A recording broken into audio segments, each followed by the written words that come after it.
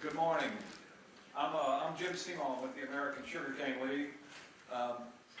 Just a bit about the league. While we call ourselves the American Sugarcane League, we actually only represent Louisiana sugarcane farmers. We call it the American Sugarcane League because in 1922, when we were formed, Louisiana was America's only sugarcane producing state, hence the American Sugarcane League. I'm a lifelong resident of Louisiana. I live in New Iberia. I've always been involved in agriculture. My father was raised on a sugarcane farm, and my mother was raised on a rice farm in Evangeline Parish. So agricultural production has always been near and dear to our hearts, and I'm really proud and pleased to be able to represent our 227-year-old Louisiana sugar industry. So I'll try to be brief and move through things quite quickly. So what you folks are looking at, contrary to what some people call it, this is a solar farm. We take the sun's energy and we convert it into energy in the form of two things. We convert it into sugar, which is a fuel that's used to fuel our bodies, and then additionally we convert it into bagasse, which is the pulp in the sugarcane. That pulp is used as energy to run our mills. So we've been green for a couple of hundred years, probably before green was cool, and we're green and getting greener.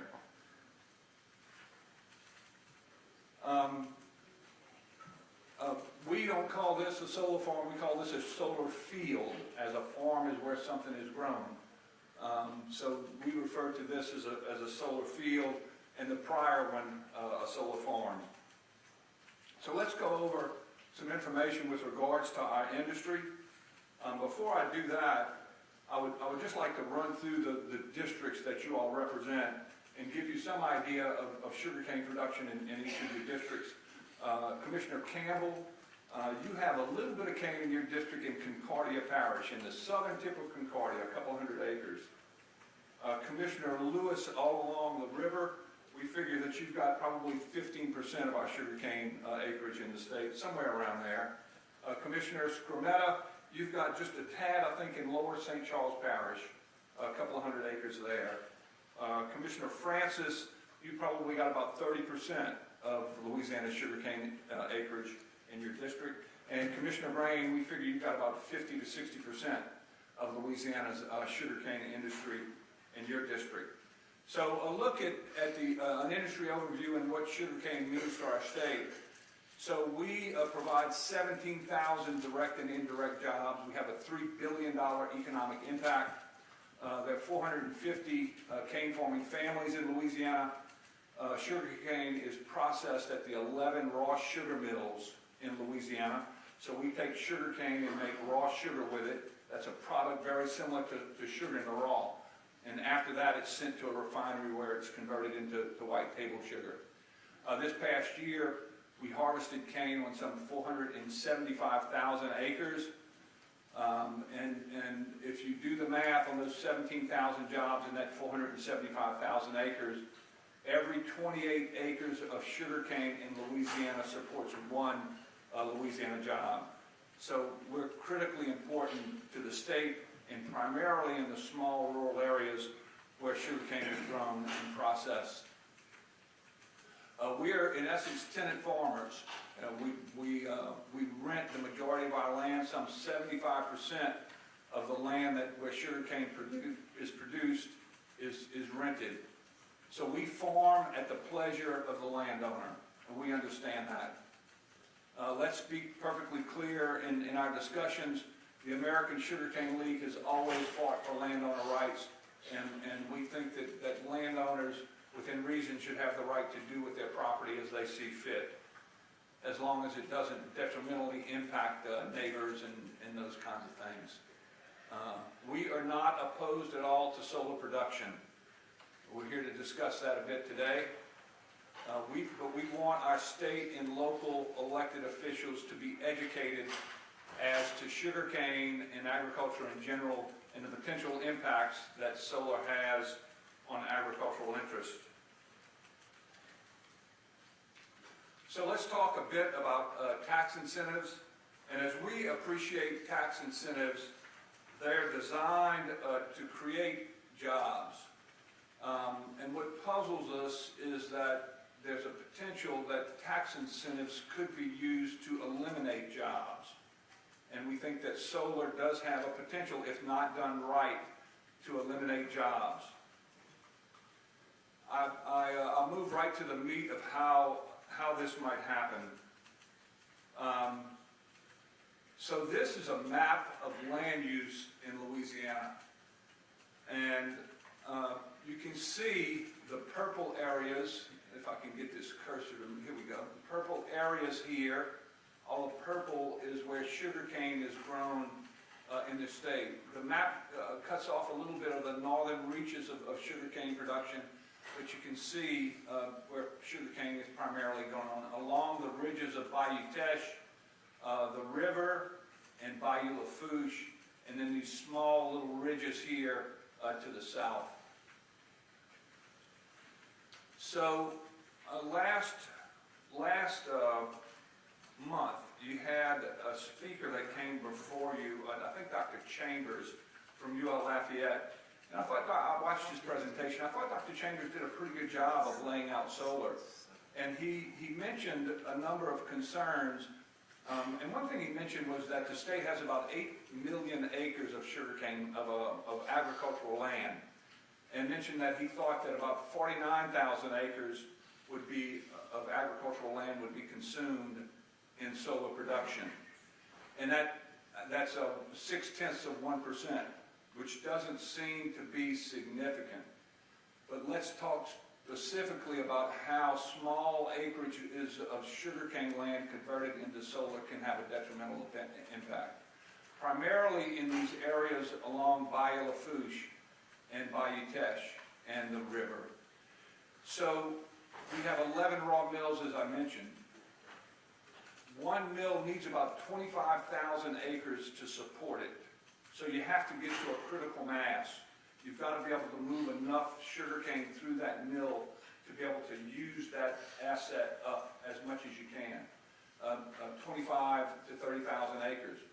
So if a solar operation comes in and takes 2,500 or 5,000 acres in this area along Bayou Lafourche, there are 3 mills right through here, that would take potentially 20% of the acreage away from that mill. And that makes that mill no longer viable. It doesn't have the critical mass. And so you may say, well, why don't you just grow the cane somewhere else?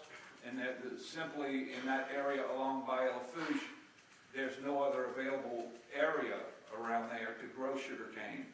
You'll see sparsely through here some little yellow dots. Those dots are pasture lands. And those pasture lands are in pasture because they're not suitable for cane. They're probably too low and wet to support cane growth. So that's critically important. You know, if you put 2,800 acres in that area, keeping in mind that 28 acres supports one Louisiana job, 2,800 acres of solar in these critical areas could eliminate 100 jobs in these areas. So that gives you some idea as to the sensitivity of solar and how it can impact sugarcane production.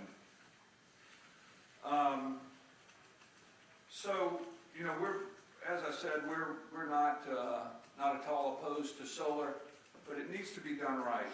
Now, I know that you all have a lot of information thrown at you from stakeholders and constituents and folks like myself. And if I could just leave you and wrap up with one thing, I know your time is precious. You're trying to get your schedule done. I would just say this. You know, our forefathers burdened us, our generation, with some 3,000 derelict oil wells. And that's because our forefathers didn't appropriately plan for energy production, and specifically on oil well production. And I just ask that if there's one thing I leave you, let's not make that same mistake with solar. Let's do solar right, Louisiana. Thank you. I got a question. Sure. I like what you said most of the land that they grow sugarcane on is leased, rented. Correct. And you said you believed in the landowner's right to do what he wanted to with his land. That's correct. Well, that's good. That's what ought to be. How much do they, if I'm a sugarcane farmer, how much do I pay per acre? The rent's probably anywhere from $100 to $200. And I know that solar, we can't compete with solar in that fashion. And so the question is should we use tax incentives to supplement that income and potentially move jobs away or eliminate jobs because of the use of tax incentives? So we understand that we can't compete and we won't compete, and our growers will lose land. You know, if that farmer's last week, Mr. Chambers said that there's a potential that a tenant farmer can't match that rent, and he can't, and so be it. But using tax incentives to supplant or to improve returns is something that we're concerned with, and we think needs to be looked at with a keen eye. You know, people in the Delta, up and down the Delta, and in the Red River bottom, up there where I live. Correct. They share the rent, you know what I mean, on 30% or 40% or whatever. You don't do that here with sugar. Yeah, we do. We share rent. We share rent. Most rent is shared at like a fifth or a sixth. You're talking about the tenant farmer? Yes, they're sharecroppers and they share rent. They do some cash rent. So there's cash rent that may be $100 an acre up to $200 an acre, just depending upon the quality of the land. And then we also share rent from anywhere from 12.5%, maybe up to 25% based upon the quality of the land and the closeness of that land to the milling operations. Sugarcane is quite unique and different from other crops. When we cut sugarcane, we've got to process it within 24 hours. Corn, beans, rice, that stuff can be harvested and put in a silo and then shipped to market later. So sugarcane is just, it's very unique. That's why we employ so many people, is because we're dealing with a lot of material and we've got to get it processed immediately. You know, I'm surprised that the rent is so cheap, because I know the sugarcane people I know are prosperous. So how do you rent land so cheap? And well, sugarcane is really a really expensive crop to grow. So you know, on an acre of land, we may generate $2,500, $3,000 in revenue. Now remember that 40% of that revenue goes to the mill. So that's how the mill gets paid for processing, okay? Then after that share is taken away, the landowner gets 20% of that remaining portion. So the farmer is only left with maybe 50% of the revenue off of that acre. So when you see a load of cane going to a sugar mill, half of that truck is for the sugar mill and the landowner. And the cane farmer gets the back half to make his operation work. And sugarcane it's a good crop, and it's an important crop to us. It's a valuable crop, and we're profitable. What's the price of sugar today? About 35 cents a pound. What has it been last year and the year before and all? Probably last year was about 32 cents, so we're getting a good price this year. But we just dealt with a freeze that took out about 10% of our crop. So it's a good crop. It's a profitable crop. You know, you don't grow sugarcane in Louisiana for 220 years just by breaking even or losing money. We make money in sugar, and we share that with the 17,000 jobs that we support. Is there any, you're talking about the land that people are renting, is it 70% of it's rented? Yes, sir. And I'm just, you're explaining it, but some of this land is worth $10,000 an acre, $10,000 an acre, and it's only bringing $100 to rent? Not probably, those lands are probably some of the better lands that may be up to $250. Yes. And I don't, you know, cane land values I've been hearing about are more in the range of $5,000, $6,000 an acre.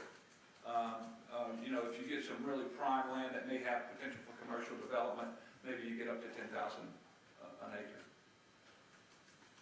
I was just wondering, whoever owns the land, if it's worth $5,000 to $6,000 an acre, $100 is not much rent. No, that's the going rate. I mean, that's what the market bears. And at that rate, we certainly can't compete with solar. But if a landowner, once again, takes that acreage out of commerce and we provide tax incentives to help them do that, then in essence, we're providing tax incentives that could eliminate jobs. And once again, I state that we do not oppose solar, but we need to be well educated. I know the Department of Natural Resources is in the midst of promulgating rules on solar, and I just encourage elected leaders and folks like myself to be smart with solar, and let's do it right.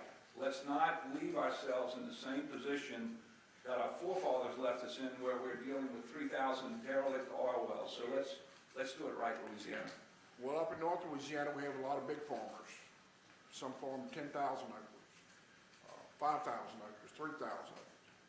The only complaints I'm getting from farmers up there are people who didn't get a solar farm. The one who, their neighbor got 1,000 acres or 500 acres. Right. The only person is mad is the one who didn't get the solar. We've got cane farming landowners that are looking at solar.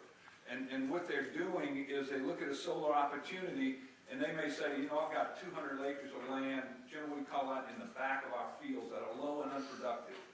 And so the thought is maybe we take that unproductive land and convert that to solar. We've had, you know, I had a solar group come and visit with me to understand the sensitivities of land use in that area along Bayou Lafourche. And I showed them the map and I said, listen, you know, if you take some land out of solar along Bayou Lafourche, there's nowhere else to get that land to put it into cane production.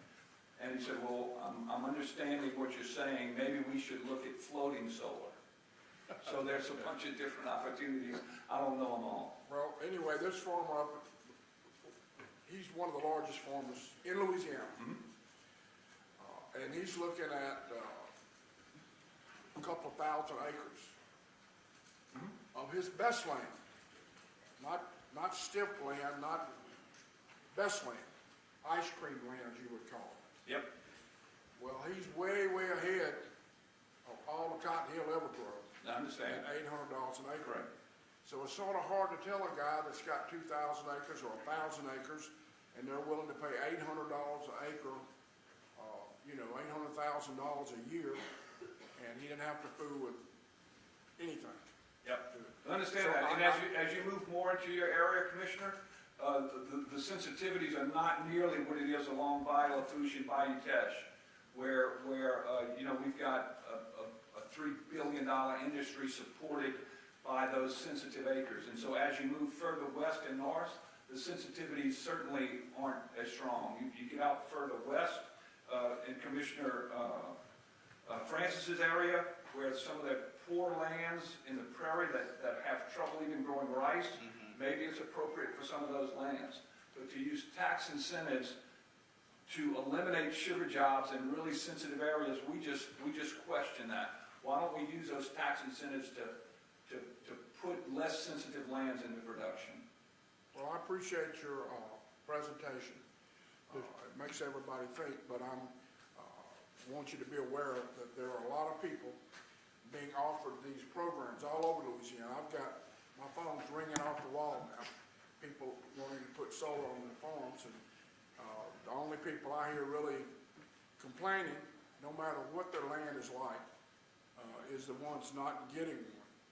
So I'm all for solar, but I do understand what you said, and up and down you have an industry. I don't want to just destroy it. There's room for everybody, and we just have to work together to make sure that we don't destroy anybody, but keep in mind that solar is coming. There's nothing we can do about it. It's clean, and it's the future. So, but I do appreciate you made some good points. Sure, thank you, and we understand your points exactly. Mr. Green. Yeah, what percentage of, You're supposed to be. percentage of national sugar cane production comes from Louisiana? Louisiana produces, of sugar cane, we just overtook Florida as the #1 cane producing state. So there are only 3 cane producing states, Texas, Louisiana, and Florida. Florida was a little ahead of us, but we just overtook Florida as the #1 cane producing state in America.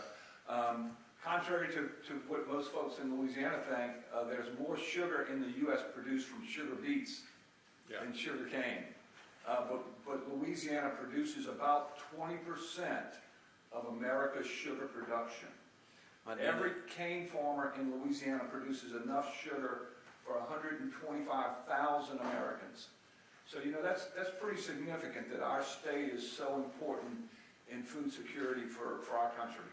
I just remember as a kid gnawing on a stalk and nothing like it. It's good stuff. Dennis didn't like it, but can you speak of, is it still a crop that you plant once and harvest for 3 years? That's correct.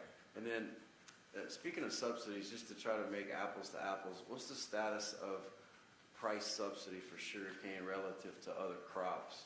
Sure. So Louisiana's sugarcane farmers, contrary to popular belief, do not receive any checks from the federal government. We can get into a long dissertation on sugar policy, but what sugar policy does, in essence, is we're deficit producers in the U.S., so we have to import some sugar into the U.S. Sugar policy stops countries like Mexico that subsidize their production from dumping that sugar into our market and depleting and running us out of business. So we don't get checks. USDA just manages imports to keep a balanced market.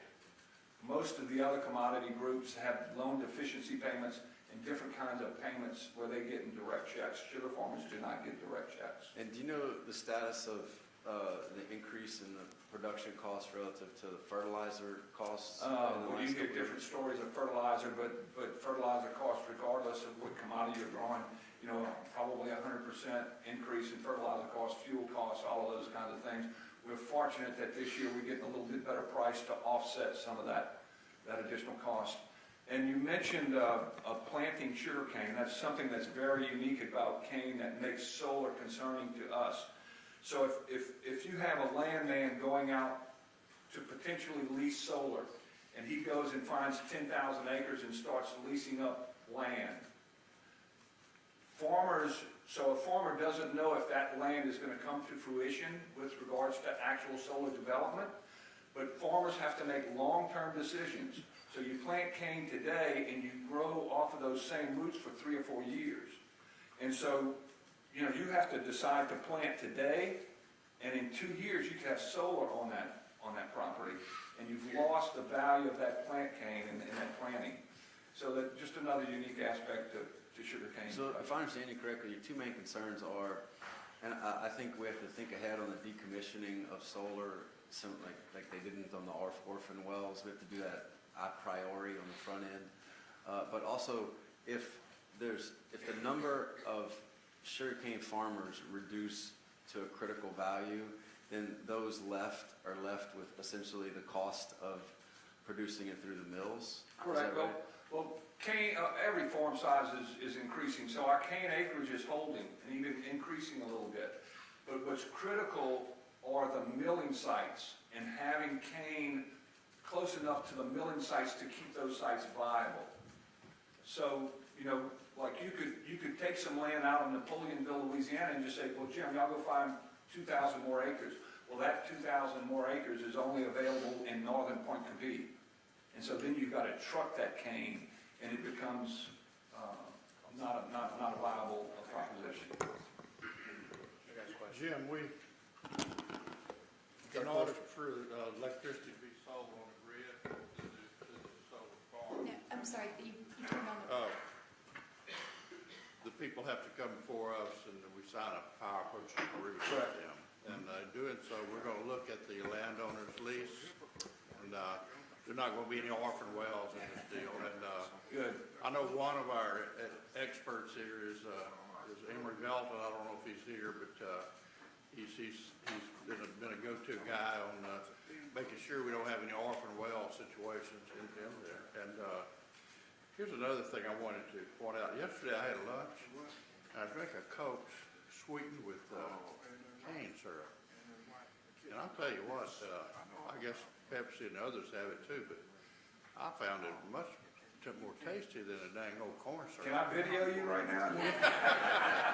Now look, no offense to my friends in North Louisiana growing corn, but I was really surprised how tasty it was. Yeah, it's the sweetener of choice. Thank you. Okay, all right, thank you. I have a couple of just quick questions. One of the problems we're facing is if you look at the MISO queue for solar, we've got way more people lined up for the MISO queue than we would ever potentially put into use. So there's a lot more speculators than are ever going to be put into production. And so that gives a lot of concern in general about what's going to happen. A lot of people throw in $1 million and $2 million, bets into the market that they'll get selected, when what we know is at the head of the queue are just a couple of companies flooding the funnel point to block everybody, to keep them out. So the speculators that are playing around with this are probably going to end up losing money, but the goal for these tax credits is outweighing the logic goal of achievement. So I want to have you understand that. But I think what the commission can do in trying to alleviate your concerns is when we look to, site approve these solar projects and work with them, is to ensure that we try to get folks to select land that is non-agricultural and non-productive, and it's not going to impact jobs. And I think this probably sounds like what your concern is, because they got a lot of other land out there. And I've seen other places in other states where they put solar in positions that is not technically on a agricultural facility. I've seen them put it, in fact, there's some discussion about putting it in transmission right-of-ways and other actions that aren't utilized for any particular purpose. But there's an inherent, try to go to the simplest solution, which is, look, there's a big square piece of land, it's right next to the road and there's power line, and let's go put it right there. And that's maybe not the best thing for the state and not the best thing for our state's economy. So perhaps we need to make things work better for our state, and that looks at two sides of an equation. So I think that the information you're bringing to us makes sense, because if a piece of land can generate more jobs doing one thing for this and keep the state productive than it can with another thing, then we should encourage people to look at land prospects that are doing it. And what you're talking about, water or floating solar, actually have a little, discussion experience with that, where people are covering water retention ponds and other things, and actually stopping evaporation from water ponds for animals, where they are floating panels, and some tends to work. And I think we have water in Louisiana, so we got an option with that. But I think that's the interest that has to be sought for balance in this. So number one, we looked at I think the goal in Louisiana said there were either 23 or 2,800 megawatts by 2035, and I think there's more than 9,000 megawatts in the queue. It's going to be, the thought is whoever gets there the fastest gets the mostest, and it's not going to work that way. It's the choke point is bottlenecked and trying to starve people out of this thing. So I do think it really is going to come to the point where we'd like to see people pick land that they're not going to cut down trees and be counterproductive on. Doesn't that make sense unless they're harvesting trees through a planting process? But at the same time, not to be in a position to kill jobs to create, kill 100 jobs to create 4 jobs, and so I understand that purpose, but I think the focus should be, let's find places in the state that make sense and generate knowledge and focus to drive folks to places that do make sense, and keep them, and suggest that they avoid places that don't make sense and hurt the economy of the state. So, thank you. Yeah, thank you, Commissioner. I think that's ideal we would like. Keep in mind, y'all are walking down a narrow road, real narrow. When you talk about government helping solar people. They help you. No, they do. It's the And- same government now, just, let me get through. Money's money, government's government. If you didn't have the government helping you, y'all have told me for years and years, there wouldn't be any sugarcane people if they flood the market. It wouldn't be 35 cents. It'd be 25 cents or 20 cents, and they'd be broke. So we all living under the same roof. And I hear you, when you make speeches, we don't think that the government ought to be giving them tax incentives, when on the other hand, you think the government ought to keep sugarcane out of Louisiana for you to prosper. That's the same government. That's us. And you had good representation in Washington for years and years and years. And I support that. Because I know a lot of you sugarcane farmers, and I know you have to buy tractors that cost $300,000. I know that. And, but we the same government. And our job up here, though, I'm just speaking for me, and I'm sure the rest of them say the same thing. Our job is that we got to get electricity as cheap as possible. That's our job. And we got to balance. If for some way there's a new system coming and solar is new to us, we can't shut them down because somebody doesn't like you giving government incentives to do that. That's the only way we got it started. Just like we help the sugarcane farmers. If you didn't have the government, y'all wouldn't be in the business. We flood the market. You let everybody come in there. You said that yourself. And we make sure that you have ample price for your product. But anyway, so I'm glad we had this discussion. I learned a lot about the topography of the land down there. I certainly understand that. Chairman, But just thank you. one quick thing for you. I understand that the governor has a task force established to help local governments with zoning for solar. We had a problem in Tangipahoa Parish with local folks about some zoning issues on solar. So perhaps, a discussion with the task force about, understanding value propositions about zoning on agricultural land that has job versus non-job issues might be an effective component to go into the legislative rules that come out and play on these issues. Thank you for that suggestion. Okay, thank you. Thank you. Mr. Chairman. Mr. Lewis. Yes. Well, I want to thank you, and I understand your concerns, and I think it is valid. I mean, I do think there's a little bit of a fallacy in that argument of the production of solar means the loss of agricultural jobs, because I think there's a way that we work together in this. I mean, I think when we look at the Department of Energy, they predict that we'll have about 11 million acres of agricultural land will be used for solar, so it's about 0.5% of our contiguous United States land. I mean, so it's not an extraordinary growth, it is a growth.